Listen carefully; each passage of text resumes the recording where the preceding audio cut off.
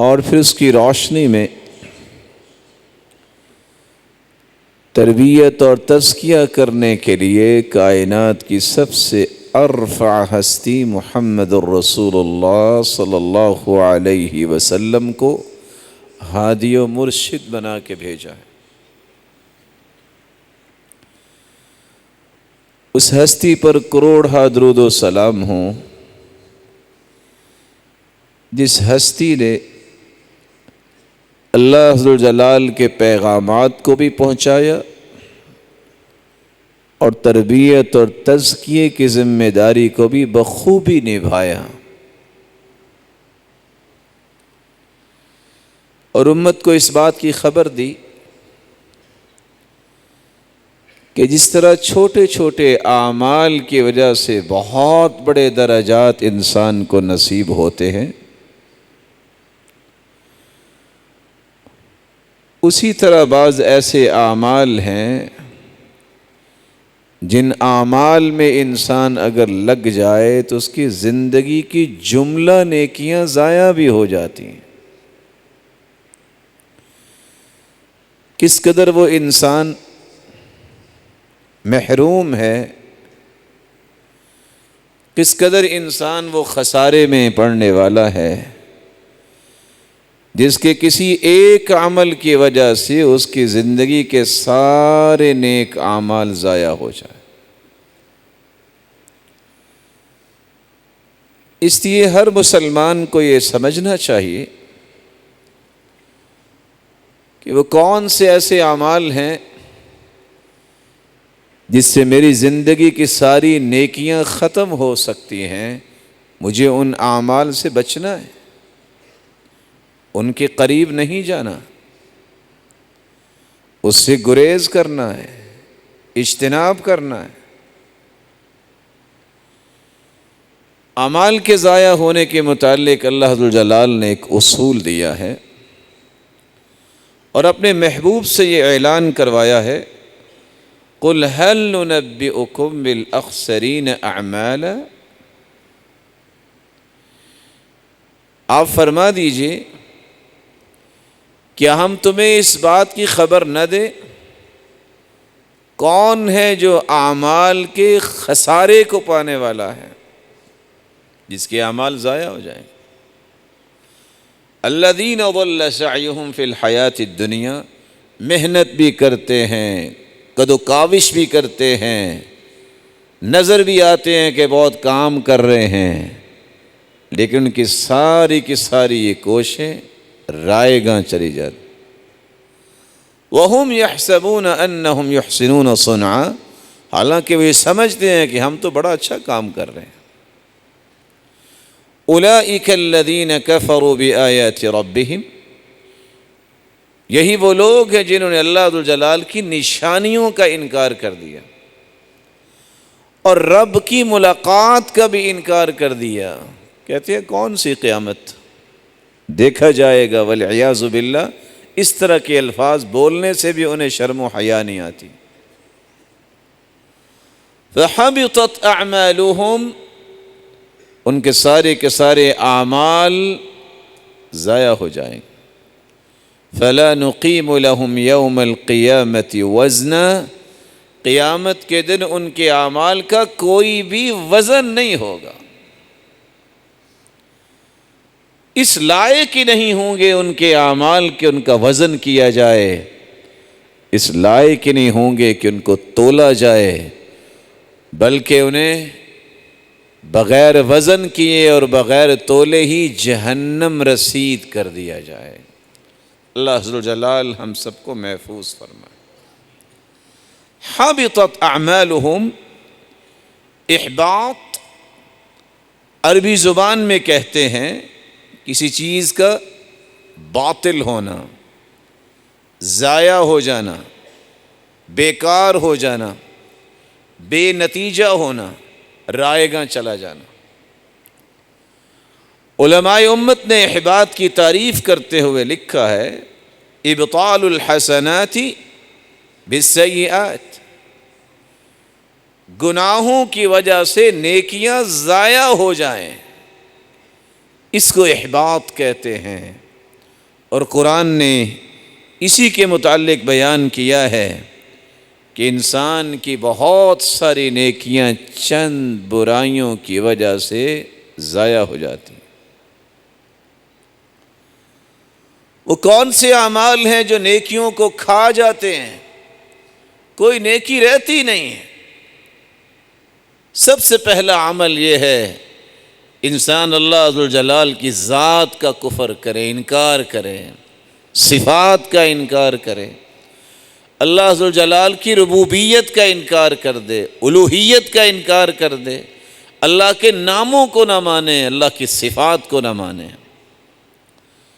اس لیے قرآن مجید میں اللہ ذوالجلال فرماتے ہیں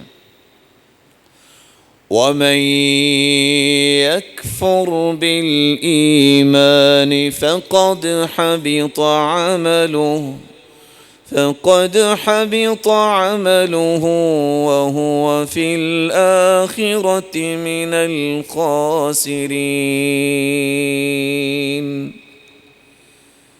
جو ایمان کا ہی انکار کرتا ہے، نہ رب تعالیٰ کی ربوبیت اور الوہیت کا زبان سے اقرار کرتا ہے، نہ دل سے تصدیق کرتا ہے، نہ اس کے مطابق اپنی زندگی گزارتا ہے، ایمان کی قدر و قیمت ہی نہیں ہے اس کے پاس، فقد حبط عملہ، یہ ایسا بیچارہ انسان ہے بدبخت، اس کی زندگی کے سارے اعمال ضائع ہو جائیں۔ وَهُوَ فِي الْآخِرَةِ مِنَ الْخَاسِرِينَ، اور قیامت کے دن میں یہ خسارہ پانے والوں کی صف میں کھڑا ہوگا۔ اور دوسری جگہ اللہ ذوالجلال فرماتے ہیں وَمَن يَرْتَدِدْ مِنكُمْ عَن دِينِهِ فَيَمُتْ وَهُوَ كَافِرٌ فَأُولَئِكَ حَبِطَتْ أَعْمَالُهُمْ فِي الدُّنْيَا وَالْآخِرَةِ وَأُولَئِكَ أَصْحَابُ النَّارِ هُمْ فِيهَا خَالِدُونَ۔ جو شخص دین سے پھر جاتا ہے، مرتد ہو جاتا ہے، اس قدر بد نصیب انسان ہے، اور پھر کفر کی حالت میں فوت بھی ہو جاتا ہے، فَأُولَئِكَ حَبِطَتْ أَعْمَالُهُمْ فِي الدُّنْيَا وَالْآخِرَةِ، یہی وہ لوگ ہیں جن کے اعمال دنیا اور آخرت میں ضائع ہو جائیں، اور صرف ضائع ہی نہیں ہوں گے، وَأُولَئِكَ أَصْحَابُ النَّارِ، یہی لوگ تو جہنمی ہیں، اور صرف جہنمی ہونے پر اکتفا نہیں کیا، ہم فیہا خالدون، ایسے لوگوں کا ٹھکانہ جہنم جو ہے وہ ہمیشہ ہمیشہ کا ٹھکانہ ہے۔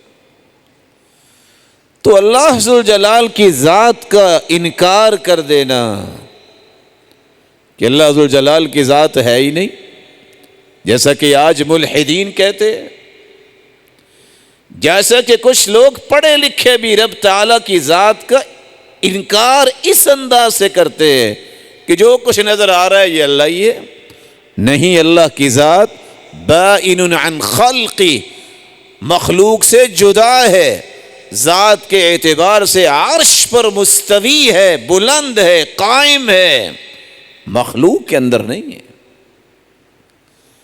الرحمن علی العرش استوى، رحمان عرش پر مستوی ہے۔ 7 مرتبہ قرآن مجید میں اللہ ذوالجلال نے یہ کلمہ استعمال کیا، اور صحیح بخاری کے اندر ابو العالیہ بیان کرتے ہیں کہ استوا کا مطلب ہے ارتفع، اللہ ذوالجلال عرش پر بلند ہوا۔ جس شخص کو اتنا بھی نصیب نہیں ہے کہ وہ قرآن کی آیات کو ہی سمجھ کر اپنا مشن بنائے اور منہج بنائے، وہ دنیا جہان کی ڈگریاں بھی اپنے دامن میں جمع کر لے، وہ دنیا جہان کا اجڑ ہے، دنیا جہان کا بے ایمان شخص ہے، اس کو اللہ کی ذات کا ہی پتہ نہیں ہے۔ رسول اکرم صلی اللہ علیہ وسلم کے پاس ایک شخص آتا ہے، صحیح مسلم کی روایت ہے کہ میں اس لونڈی کو آزاد کرنا چاہتا ہوں، کر دوں؟ آپ صلی اللہ علیہ وسلم نے 2 سوال کیے. این اللہ، بتاؤ اللہ کہاں ہے؟ فاشارت بیدہا الی السماء، اس لونڈی نے بھی کہا کہ اللہ آسمانوں میں ہے. پھر آپ نے سوال کیا من انا، میں کون ہوں؟ قالت انت رسول اللہ، آپ اللہ کے رسول ہیں. تو رسول اللہ صلی اللہ علیہ وسلم نے فرمایا اعتقها فإنها مؤمنہ، یہ مومنہ عورت ہے، اسے آزاد کر دو. مومن وہ ہوتا ہے جو اللہ کے رسول صلی اللہ علیہ وسلم کو سچا رسول مانے، آخری پیغمبر مانے، اور اللہ ذوالجلال کی ذات کو مانے کہ اللہ ذوالجلال کی ذات ہے اور وہ آسمانوں میں ہے، وہ مستوی علی العرش ہے، اللہ ذوالجلال کا عرش ہے، اس کا ایمان ہونا چاہیے. لیکن افسوس اس بات کا ہے کہ آج دانش کے نام سے کھلواڑ کیا جاتا ہے اور رب کا انکار کرنے کے لیے دسیوں الفاظ ڈھونڈ لیے گئے ہیں، اور شرم نہیں آتی کہ مسلمان بھی ہے اور پھر اس بات کا دعویٰ بھی ہے کہ اللہ ذوالجلال اپنی مخلوق سے جدا نہیں ہے، اللہ ذوالجلال مخلوق کے اندر ہے. مخلوق میں سے بھی جو بڑا ہوتا ہے اسے بڑی جگہ پہ بٹھاتے ہیں، لیکن اس قدر شیطان حاوی ہے کہ اللہ ذوالجلال کی ذات کے بارے میں ان کا یہ عقیدہ نہیں بنتا کہ اللہ ذوالجلال عرش پر مستوی ہے. تو اللہ ذوالجلال کا انکار کرنا، اس سے زندگی کے سارے اعمال ضائع ہو جاتے ہیں. رسول اللہ صلی اللہ علیہ وآلہ وسلم پر ایک دوسری وحی کا نزول ہوتا ہے کہ زندگی کی نیکیاں کیسے ضائع ہوتی ہیں جب انسان شرک کرتا ہے. اللہ کے مقابلے میں کسی کو بگڑی بنانے والا سمجھنا، کسی کے بارے میں یہ تصور بنا لینا کہ یہ اولاد دے گا، کسی کے بارے میں یہ سمجھنا کہ رزق دے گا، کسی کے بارے میں یہ سمجھ لینا کہ کوئی بھی نقصان جو ہے اسے یہ بچائے گا، فائدہ اس سے ملے گا. ذات کے اعتبار سے کسی کو شریک کرنا، اللہ کے ناموں کے اعتبار سے شریک کرنا، صفات کے اعتبار سے کسی کو شریک بنا لینا، اس سے زندگی کے ساری نیکیاں اور نیک اعمال ضائع ہو جاتے. ذَلِكَ هُدَى اللَّهِ يَهْدِي بِهِ مَن يَشَاءُ مِنْ عِبَادِهِ وَلَوْ أَشْرَكُوا لَحَبِطَ عَنْهُمْ مَا كَانُوا يَعْمَلُونَ.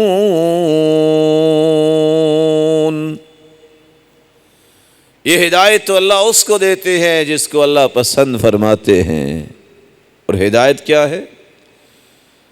جو اللہ ذوالجلال نے ایمان کی دولت سے کسی کو نواز دیا. وَلَوْ أَشْرَكُوا لَحَبِطَ عَنْهُمْ مَا كَانُوا يَعْمَلُونَ. اللہ ذوالجلال نے کو 25 انبیاء کا تذکرہ کیا ہے قرآن میں، اور ساتھ یہ فرمایا اگر انبیاء بھی شرک کرتے تو ان کی زندگی کے سارے اعمال جو تھے وہ ضائع ہو جاتے. رسول اللہ صلی اللہ علیہ وسلم نے فرمایا جب ایک شخص نے سوال کیا مل موجبتان، واجب کرنے والی 2 چیزیں کون سی ہیں؟ جنت واجب کرنے والی اور جہنم واجب کرنے والی. قال من مات لا يشرك بالله شيئا دخل الجنة. صحیح مسلم کی روایت ہے جو شخص اس حالت میں فوت ہوتا ہے کہ وہ شرک نہیں کرتا وہ جنت میں داخل ہوگا. ومن مات يشرك بالله شيئا دخل النار. اور جو اس حالت میں فوت ہوا کہ اس نے شرک کیا تو یہ شخص جہنم میں جائے گا. رسول اللہ صلی اللہ علیہ وسلم نے فرمایا، سنن ابن ماجہ کی روایت ہے، لا يقبل اللہ من مشرک اشرک بعد ما اسلم عملا حتى يفارق المشرکین الى المسلمین۔ ایسا انسان جو مسلمان ہے لیکن اسلام کی حالت میں اس نے شرک کیا، ایسے اعمال کیے، جب تک وہ مشرکوں کو چھوڑ کر مسلمانوں کے ساتھ نہیں مل جاتا، اللہ ذوالجلال ایسے مشرک کا کوئی عمل بھی قبول نہیں فرماتے۔ رسول اللہ صلی اللہ علیہ وآلہ وسلم پر قرآن نازل ہوتا ہے، اللہ ذوالجلال فرماتے ہیں، لَئِنْ أَشْرَكْتَ لَيَحْبَطَنَّ عَمَلُكَ وَلَتَكُونَنَّ مِنَ الْخَاسِرِينَ۔ میرے محبوب، اگر آپ بھی شرک کریں تو آپ کے بھی سارے کے سارے اعمال ضائع ہو جائیں اور آپ بھی خسارہ پانے والوں میں سے ہو جائیں۔ شرک انسان کی کوئی نیکی چھوڑتا نہیں، کھا جاتا ہے۔ اسے کبھی انسان کو شرک کے قریب نہیں جانا چاہیے، دعا یہ کرنی چاہیے، اللہ شرک کی ہوا سے بھی ہمیں محفوظ فرمائے۔ یہ کوئی معمولی بات نہیں ہے۔ اگر ایک مکھی کا چڑھاوا چڑھانے والا جہنم میں چلا گیا تو 10 من دودھ جو ہے کسی قبر والے کے نام پہ چڑھاوا چڑھانے والے کا کیا بنے گا؟ لاکھ اور 2 لاکھ کی چادر چڑھانے والے کا کیا بنے گا؟ جو اپنے قیمتی زیورات بھی عورتیں وہاں پھینک کے آ جاتی ہیں کہ اس کے نام کا چڑھاوا ہے، اس کا کیا بنے گا؟ اللہ ذوالجلال ایمان کی دولت سے نوازے۔ تیسرا عمل جس سے انسان کی ساری نیکیاں ضائع ہو جاتی ہیں، جب اللہ ذوالجلال کی آیتوں کا انکار کرتا ہے۔ اللہ ذوالجلال نے قرآن مجید میں اس بات کو بیان کیا ہے، وَالَّذِينَ كَذَّبُوا بِآيَاتِنَا وَلِقَاءِ الْآخِرَةِ حَبِطَتْ أَعْمَالُهُمْ هَلْ يُجْزَوْنَ إِلَّا مَا كَانُوا يَعْمَلُونَ۔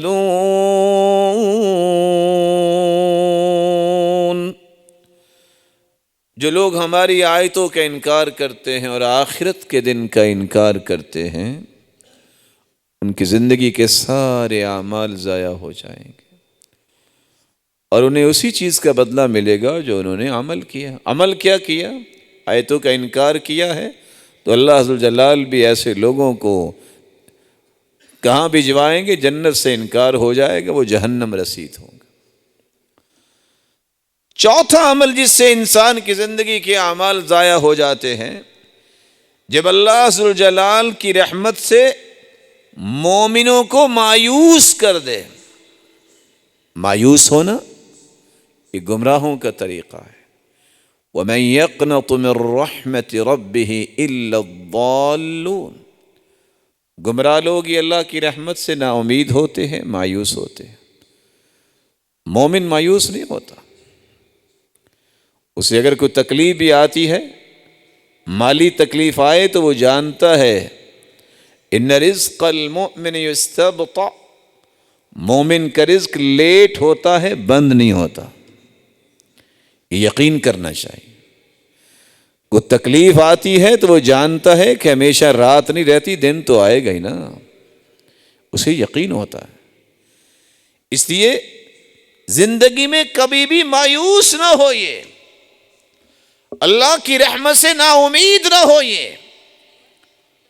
رسول اللہ صلی اللہ علیہ وسلم نے فرمایا، صحیح مسلم کی روایت ہے، ایک آدمی نے غصے میں آ کے کہہ دیا، واللہ لا یغفر اللہ لفلان، اللہ کی قسم فلاں کو تو اللہ نے بخشنا ہی نہیں ہے۔ اور آج یہ بات بڑی عام ہے، لوگ کہہ دیتے ہیں فلاں کی بخشش نہیں ہونی۔ ارے اللہ ذو الجلال سے تم نے مشورہ کیا ہے؟ تمہیں کوئی حیا اور شرم نہیں ہے کہ خود سے فتویٰ لگا رہے ہو؟ فیصلے تو اس کے ہاتھ میں ہیں۔ بخشش کا معاملہ، جہنم کا معاملہ اللہ ذو الجلال نے اپنے پاس رکھا، یہ کسی کو نہیں دیا۔ فتوے نہ لگاؤ۔ رسول اکرم صلی اللہ علیہ وسلم نے فرمایا، جب یہ بات ایک کہنے والے نے کہی کہ فلاں کی تو بخشش نہیں ہوگی، اللہ ذو الجلال نے فرمایا، من ذا الذی یتألی علی انی لا اغفر لفلان فإنی قد غفرت لفلان وأحبطت عملہ۔ کون ہے جو میرے نام کی قسم اٹھا کے کہتا ہے کہ میں معاف نہیں کروں گا؟ میں نے اپنی رحمت سے اسے تو معاف کر دیا، اور قسم اٹھانے والے کی زندگی کے سارے اعمال کو میں نے ضائع کر دیا۔ کبھی زندگی میں یہ نہ کہیں کہ فلاں جہنمی ہے، کبھی یہ نہ کہیں کہ اس کی بخشش نہیں ہوگی، کیونکہ بخشش اللہ ذو الجلال کے ہاتھ میں ہے۔ یہ اللہ ذو الجلال کے فیصلوں کو اپنے ہاتھ میں لینا بہت بڑا جرم ہے۔ اس سے اس کی تو کچھ ہوگا نقصان کہ نہیں ہوگا، کہنے والے کا نقصان ضرور ہو جائے۔ رسول اکرم صلی اللہ علیہ وسلم نے فرمایا، ابن حبان کی روایت ہے، دو لوگ آپس میں بھائی تھے، بنی اسرائیل۔ ایک نیک آدمی تھا، ایک برائی کرتا تھا۔ جب بھی برائی کرنے والا برائی کرتا تو نیک آدمی اسے کہتا، اقصر، رک جاؤ، اوے باز آ جاؤ۔ تو برا آدمی آگے سے کہتا، خلینی و ربی، جاؤ بھائی، میرے اور میرے رب کا معاملہ ہے، تمہیں کیا مسئلہ ہے؟ کتنی اچھی بات تھی، وہ دعوت دیتا رہتا، وہ اسے باز رکھتا، نیکی کا حکم کرتا کہ برائی نہ کرو، لیکن اس نے غصے میں آ کے کیا کہا؟ دو لفظ بول دیے، واللہ لا یغفر اللہ لک ابدا، اللہ کی قسم اللہ ذو الجلال نے آپ کو کبھی بھی معاف نہیں کرنا۔ واللہ لا يدخلک اللہ الجنہ، اللہ کی قسم